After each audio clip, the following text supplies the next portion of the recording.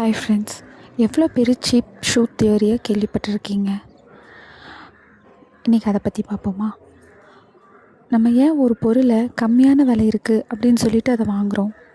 அதோட காஸ்ட்டை கம்மி பண்ணுறதுக்கு, மணியை நம்ம சேவ் பண்ணுறதுக்கு, அப்படி தானே? ஆனால் காஸ்ட் கம்மி பண்ணது மணி சேவ் பண்ணணும்னு யோசிக்கிறேன் நாம்.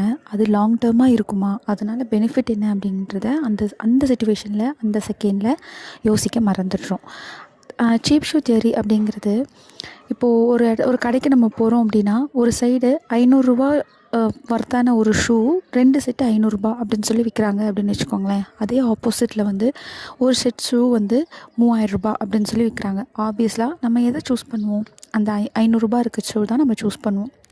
ஆனால் அந்த 500 இருக்க ஷூவை நம்ம வாங்கிட்டு வீட்டுக்கு போய்ட்றோம்.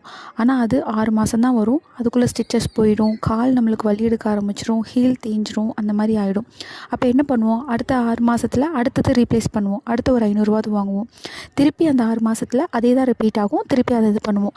இதுவே நம்ம ஒரு 2 வருஷத்துலன்னு பார்க்கும்போது இதுக்கே நம்ம ரூ. 2500 நம்ம இதுக்கு செலவு பண்ணியிருந்திருப்போம். ஆனால் அந்த 3000 வாங்கியிருக்கிற அந்த ஷூ 3000 அப்படின்னு சொல்லி வாங்கியிருப்பாங்கள்ல, அவங்க ஆக்சுவலாக என்ன பண்ணுவாங்கன்னா, அது லாங் டேர்ம் ப்ராசஸாக அது இருக்கும்.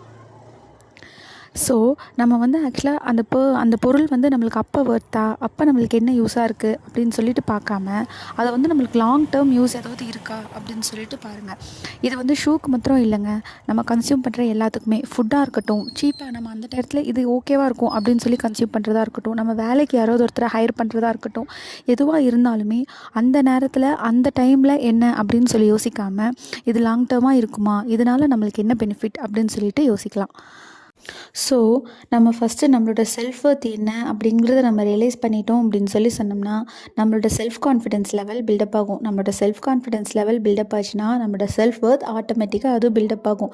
நம்மளை சுற்றி இருக்கிறவங்க எப்படி இருக்காங்க அப்படிங்கிறத ரியலைஸ் பண்ணிட்டோம் அப்படின்னு சொல்லி சொன்னோம்னா, நம்மளோட செல்ஃப் கான்ஃபிடென்ஸை யாராலையும் தடுக்கவே முடியாது. ஸோ நம்மளோட செல்ஃப் ஒர்த்தை நம்ம ஃபஸ்ட்டு என்னென்னு அனலைஸ் பண்ணிக்குவோம். அதே மாதிரி நம்ம என்ன பண்ணுறோம் அப்படிங்கிறத அப்போத்துக்கு மட்டும் யோசிக்காமல், அது லாங் டேர்மாக நம்மளுக்கு என்ன ப்ராசஸ் பண்ணும் அப்படிங்கிறதையும் யோசிப்போம். Thank you friends. இந்த மாதிரி மோட்டிவேஷ்னல் ஸ்டோரிஸ் கேட்க எங்களோட சேனலை சப்ஸ்கிரைப் பண்ணிக்கோங்க, ஷேர் பண்ணுங்கள், கமெண்ட் பண்ணுங்கள். நிறைய பேர் எங்களோட வீடியோஸ் பார்க்குறீங்க, ஆனால் சப்ஸ்கிரைப் பண்ண மறந்துடுறீங்க. Kindly do subscribe friends. உங்கள் ஃப்ரெண்ட்ஸ்க்கும் சஜஸ்ட் பண்ணுங்கள். Thank you friends.